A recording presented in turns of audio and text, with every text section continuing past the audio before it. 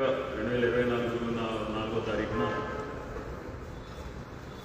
కూటమి ప్రభుత్వం అధికారంలో ఎన్నికల ఫలితాలు వచ్చి కూటమి ప్రభుత్వం అధికారంలో రావడం జరిగింది. ఆ ఎన్నికలకు ముందు ముఖ్యంగా జనసేన, బీజేపీ, తెలుగుదేశం పార్టీ కూటమిగా ఏర్పాటయ్యి ఆ కూటమి తరఫున ముఖ్యమంత్రి అభ్యర్థిగా చంద్రబాబు నాయుడు గారు ఒక మేనిఫెస్టోను రూపొందించి ఆ మేనిఫెస్టోలో సూపర్ 6 అని, సూపర్ 7 అని 143 పైగా హామీలు ఇచ్చి మేము కూటమి ప్రభుత్వం అధికారంలోకి వస్తే ఈ హామీలన్నింటినీ కూడా నెరవేరుస్తాం, సంపద సృష్టిస్తాం అని పెద్ద ఎత్తున ప్రచారం చేసి ప్రజలను నమ్మించి నమ్మబలికి అధికారంలోకి వచ్చిన తర్వాత ప్రజలు ఇచ్చిన అధికారాన్ని దుర్వినియోగపరిచి ఈరోజు అధికారంలోకి వచ్చి 12 నెలలు పూర్తి కావస్తున్నా సరే ప్రజలకిచ్చిన ఏ ఒక్క హామీని కూడా నెరవేర్చకుండా అబద్ధపు అసత్యపు ప్రచారాలతో ఈరోజు వారికి ఉన్న ప్రచార మాధ్యమాల ద్వారా ఆడలేక మధ్యలో తెరవన్న సందంగా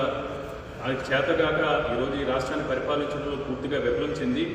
ఈరోజు గత ప్రభుత్వం పైన మా నాయకుడు జగన్మోహన్ రెడ్డి గారి పైన వారికి ఉన్న ప్రచార మాధ్యమాల ద్వారా దుష్ప్రచారం చేస్తున్నారు. అన్నింటికంటే కూడా ముఖ్యంగా మీరు ఎన్నికల సమయంలో ఇస్తాన సూపర్ 6 ఆ తల్లికి వందనం కావచ్చు, నిరుద్యోగ యువకుల నిరుద్యోగ వృత్తి కావచ్చు, 3 సిలిండర్ కావచ్చు, ఉచిత బస్సు కానీ,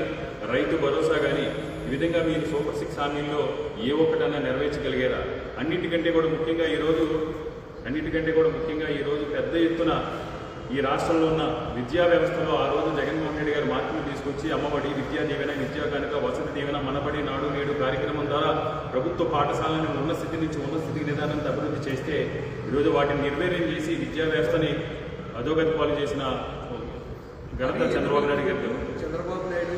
సూపర్ 6తో పాటు 143 హామీలు ఇచ్చి అన్ని వర్గాల ప్రజలను కూడా మోసం చేశారని, ఈ మోసాన్ని రాష్ట్ర ప్రజలకు తెలియజేసే విధంగా ఈ కార్యక్రమం ఉంటుందని గత ముఖ్యమంత్రి వైఎస్ జగన్మోహన్ రెడ్డి అధికారంలోకి వచ్చిన ఏడాదిలోనే 80% పైగా హామీలు అమలు చేస్తే చంద్రబాబు నాయుడు ఇచ్చిన ఏ ఒక్క హామీని కూడా అమలు చేయలేదని చెప్తున్నారు.